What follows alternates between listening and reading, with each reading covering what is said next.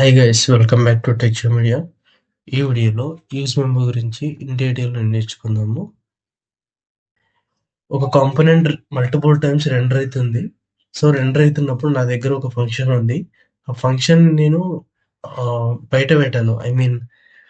ఇలా ఒక రిటర్న్‌లో ఒక ఫంక్షన్ అయితే వదిలేశాను. సో, ఆ ఫంక్షన్ మల్టిపుల్ టైమ్స్ కాల్ అవుతది. ఎందుకంటే ఆ కాంపోనెంట్ రెండర్ అయితుంది అంటే ఆ ఫంక్షన్ కాల్ అయితుందన్నట్టు. దీనివల్ల ఏంటి ఎఫిషియన్సీ అనేది తక్కువవుతది. ఒక ఫంక్షన్ లోపల డేటా ఉంది. సమ్ కైండ్ ఆఫ్ లాజిక్ అనేది ఉంది. ఆ లాజిక్ అనేది కొంచెం ఎక్కువ లోడ్ తీసుకుంటుంది. And it is more expensive అనుకున్నామనుకోండి. సో, నాకది ఎప్పుడు ఆ ఫంక్షన్ కాల్ చేసుకోవాలో అప్పుడే ఫంక్షన్ కాల్ చేసుకోవాలి. బట్ ఎవ్రీ టైమ్ రెండర్ అయితున్నప్పుడు గూడా అది గూడా కాల్ అయిందనుకోండి, కంప్యూటేషన్ పవర్ అనేది ఇంపార్టెంట్ గదా! సో, ఒక కంప్యూటర్ వర్క్ అవుతుంది అంటే బై కంప్యూటేషన్ పవర్. దాన్ని నువ్వు అన్నెసెసరీగా యూజ్ చేసుకుంటున్నావు అని మీనింగ్. సో, అలాంటి వాటిని హ్యాండిల్ చేసుకోవడం కోసం ఈ యూజ్ మెమో అయితే యూజ్ చేస్తారు.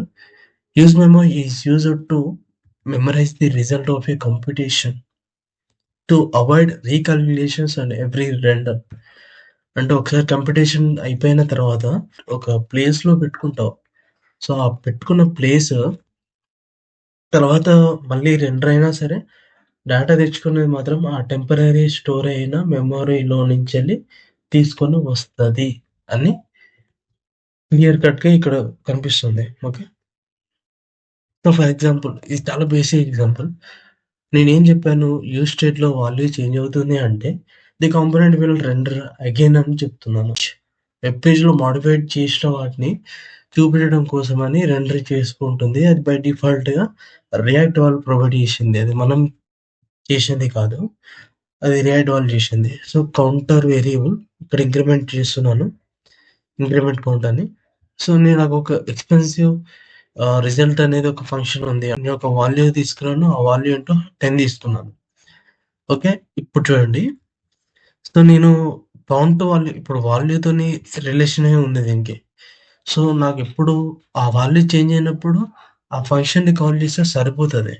అంతేగాని ఈ కౌంట్ చేంజ్ అవుతున్నప్పుడు we need not to do ఈ ఫంక్షన్ కాల్ చేయడం అనేది unnecessary. When the value changes then it should need to call. Otherwise unnecessary గదా! సో, కంప్యూటేషన్ పవర్‌ని మనం సేవ్ చేస్తలేం మన మీనింగ్. కానీ ఇక్కడ యూజ్ మెమో అనేది యూజ్ చేశాను. ఈ యూజ్ మెమో హుక్ ఏం చేస్తదంటే 2 పారామీటర్స్ తీసుకుంటది. One is arrow function. దీనిలో ఫస్ట్ పారామీటరే arrow function and the second parameter is dependency. And its dependency అనేది సెకండ్ పారామీటర్. దీని లోపల మనం వేరియబుల్ అసైన్ చేస్తాం. So, when the variable changes then it will call the function again. ఎప్పుడైతే ఆ value change అవుతుందో then only this function will call. Otherwise it will not call again. Okay. Filtering large set of data. So, at here also for example మీ దగ్గర ఒక 1000 records ఉన్నాయి. So, 1000 రికార్డ్స్‌లో ఒక filter పెట్టారు. Some search bar పెట్టేసి దాన్ని filter పెట్టారు. So, I need to filter out the entire data. నాకు కావాల్సిన డేటాని ఫిల్టర్ ఔట్ చేసుకొని పెడుతున్నా. అది లాజిక్ అది.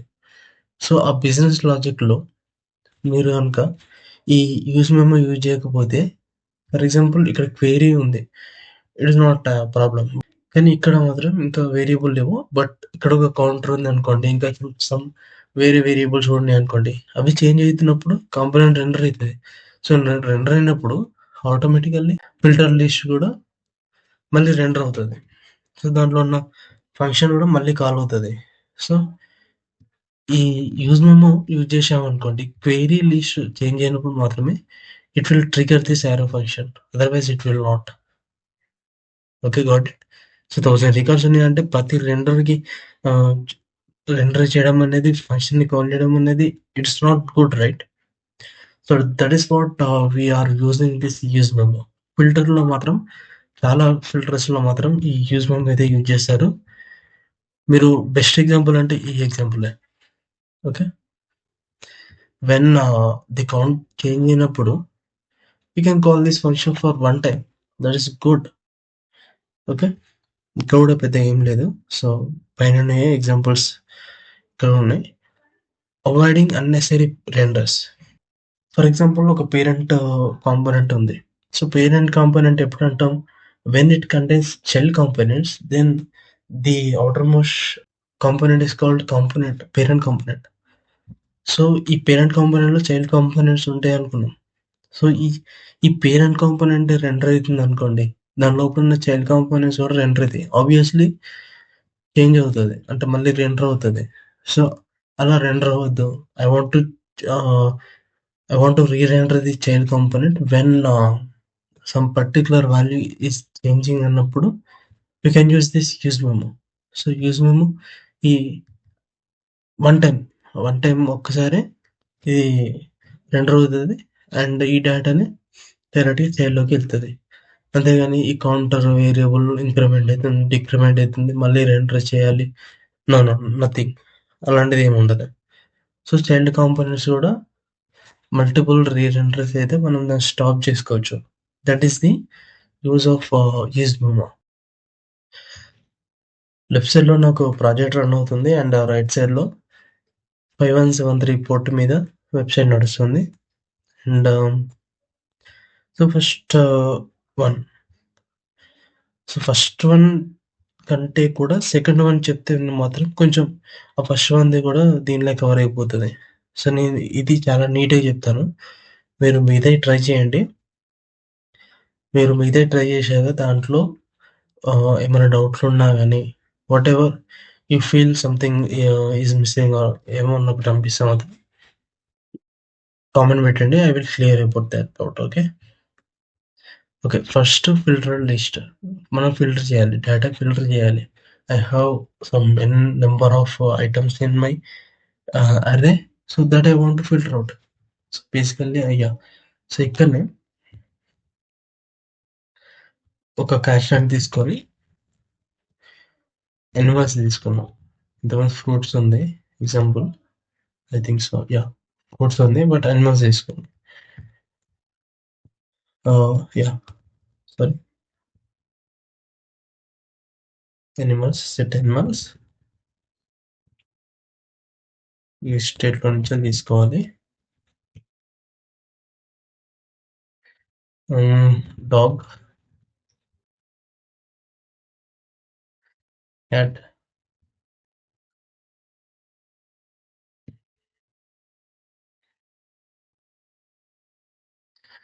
Elephant,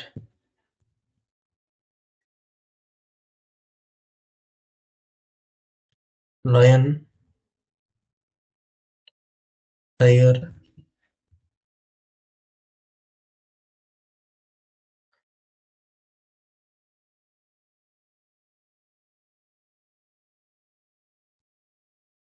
zebra. సో ఇవి బేసిక్ అయితే మనం యానిమల్స్ అయితే తీసుకున్నాం. దీన్ని ఇంపోర్ట్ చేసుకోండి స్టేట్ నుంచెల్లి, రేట్‌లో నుంచెల్లి.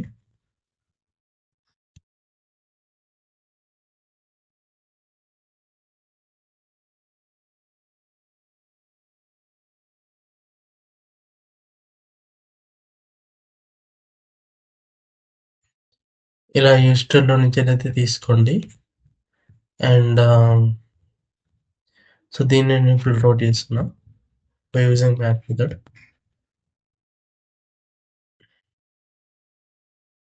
ఒక కెన్వాల్ వస్తది. And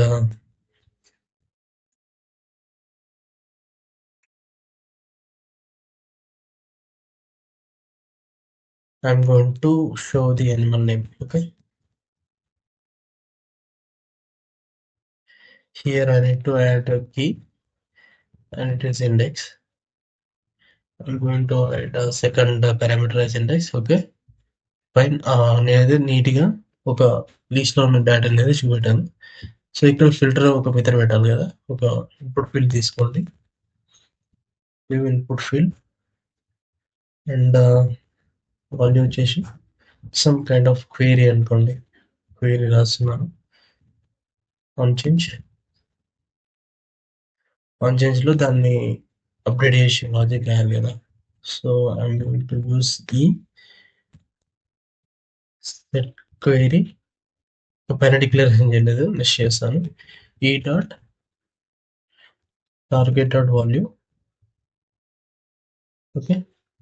and I'm going to declare query set query is equal to use state.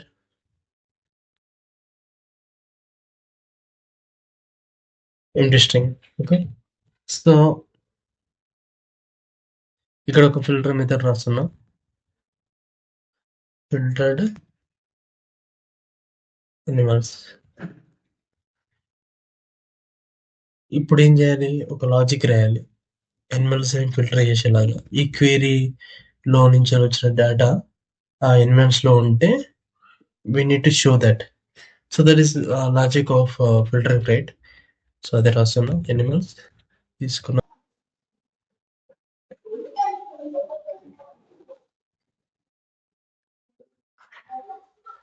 Sorry, filter method ఇది.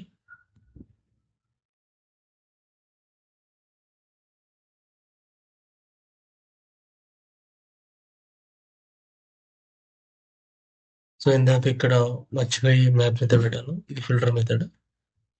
So cat elephant. సో నాకు ఇలా అవుతుంది, మరి ఎందుకు నేను యూజ్ మెమో యూజ్ చేయాలని మీరు డౌట్ రావచ్చు. సో నేను ఒకసారి ఇన్స్పెక్ట్ చేసి చూపిస్తున్నా ఏమవుతుందో. కొన్ని పర్ఫార్మెన్స్ ఇష్యూ ఇది. సో నాకు ఇక్కడ సోర్సెస్లో ఈ క్వెరీ ఉంది కదా, ఈ ఫిల్టర్ మెథడ్లో ఫర్ ఎగ్జాంపుల్ ఈ ఎల్స్ బ్లాక్ దగ్గర ఒక డీబగ్ పాయింట్ పెట్టాను, ఇది డీబగ్ పాయింట్ అంటారు. సో మన దగ్గర ఏమన్నా ఎర్రర్స్ ఉన్నా కూడా ఇక్కడికి వచ్చి చెక్ చేసుకోవచ్చు. సో నేను ఇప్పుడు ఏం చేస్తున్నా, డేటాని చేంజ్ చేస్తున్నా.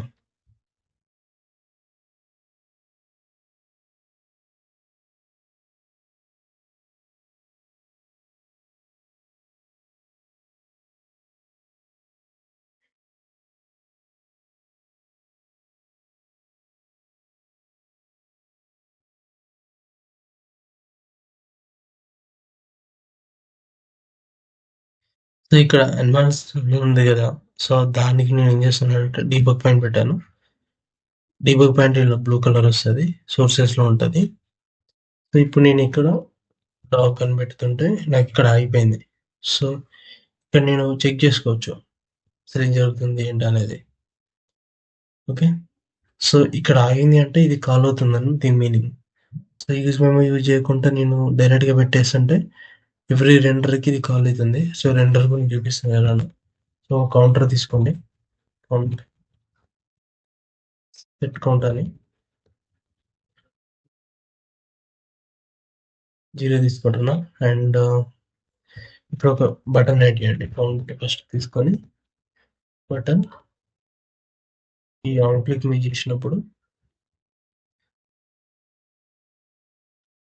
Set count +1. ఓకే. సో ఇక్కడ ఇంక్రిమెంట్ అని పెట్టండి. సో ఇప్పుడు ఏంటి, నాకు ఈ ఫిల్టర్ అనిమల్స్ ప్రతిసారి చేయనవసరం లేదు, ఎందుకంటే ఈ సెట్ కౌంట్ ఇంక్రిమెంట్ చేస్తుంటే కౌంట్ ఇంక్రిమెంట్ చేస్తుంటే అది అవసరం లేదు కదా ఈ ఫంక్షన్ కాల్ చేసుకోవడం. సో ఇప్పుడు ఒకసారి చూద్దాం అది అసలు కాల్ అవుతుందా లేదా అనేది. నేను ఇక్కడ పెట్టేశాను డీబగ్ పాయింట్. ఇప్పుడు నేను ఇంప్లిమెంట్ చేస్తుంటే ఈ ఫంక్షన్ కాల్ అవుతుంది ఫిల్టర్ అనిమల్స్ అని. సో దానివల్ల యూజ్ ఏమి ఉండదు కదా, కంప్యూటేషన్ పవర్ అంతా కూడా లాస్ అవుతున్నట్టు దాని మీనింగ్. ఏం చేస్తున్నానంటే దీన్ని యూజ్ మెమో కింద మారుస్తున్నా. సో యూజ్ మెమో అంటే ఏమనుకున్నాం, use memo add. So first అయితే యారో ఫంక్షన్ అండ్ సెకండ్ పారామీటర్లో డిపెండెన్సీ. ఈ డిపెండెన్సీలో ఎనిమల్స్ క్వెరీ ఎప్పుడు చేంజ్ అవుతుందో అప్పుడు, అండ్ క్వెరీ ఎప్పుడైతే చేంజ్ చేస్తుందో అప్పుడు మనం ఇది కాల్ చేస్తే సరిపోతుంది.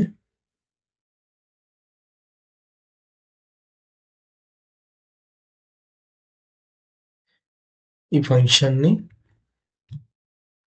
కంప్లీట్గా తీసుకొని ఇక్కడ ఒక రిటర్న్ పెట్టేసి రిటర్న్లో ఫంక్షన్ పెట్టేసండి. యూజ్ మెమోతోనైతే ఇది నేను రీప్లేస్ చేసి ఈ ఫంక్షన్ నేను మళ్ళీ రాశాను. సో దీంట్లో కూడా మళ్ళీ ఇంకొక డీబగ్ పాయింట్ పెడుతున్నా ఎనిమల్స్ దగ్గర, రిటర్న్ దగ్గర కదా ఇక్కడ. సో, ఇప్పుడు నాకు ఈ ఫంక్షన్ కాల్ అవుతుందా లేదా అనేది మనకు తెలీదు. ఇంక్రిమెంట్ చేస్తుంటే నాకు ఈ ఫంక్షన్ కాల్ అవుద్ది. ఎందుకంటే అది మనం డిపెండెన్సీ కింద యాడ్ చేయలేదు. And we not to filtering. So, నేను ఇంక్రిమెంట్ చేస్తున్నా ఫస్ట్. సో, ఇంక్రిమెంట్ చేస్తుంటే ఆగలేదు. Which is very good. నేను ఎప్పుడైతే చేంజ్ చేస్తున్నానో క్వెరీ చేంజ్ అయితుంది కాబట్టి ఇది ఖచ్చితంగా ఇక్కడ ఆగాలి. సో, జీబ్రా ఇక్కడ చూడ డైరెక్ట్ ఆగిపోయింది ఇక్కడ. ఓకే. అర్థమైందా? అంటే రెండర్ అయితున్నట్టు దాని మీనింగ్. ఎప్పుడైతే మనం ఈ ఇన్‌పుట్‌ని చేంజ్ చేస్తున్నామో ఈ యూజ్ మెమరీలోది కాల్ అవుతుంది. ఇంతకుముందుకున్న డేటానే పర్సిస్ట్ చేసుకొని మళ్ళీ ఇక్కడ చూపిస్తుంది. So, this is very best example for use memo. So, మిగతావి కూడా ఎన్నన్నా ఉంటాయి. ఇక్కడున్న 3, 4 ఎగ్జాంపుల్స్ కూడా మీరు ట్రై చేయండి. ఈజీగా వస్తాయి. Hope you understand. If you are not subscribed to our channel, please do subscribe. Thank you.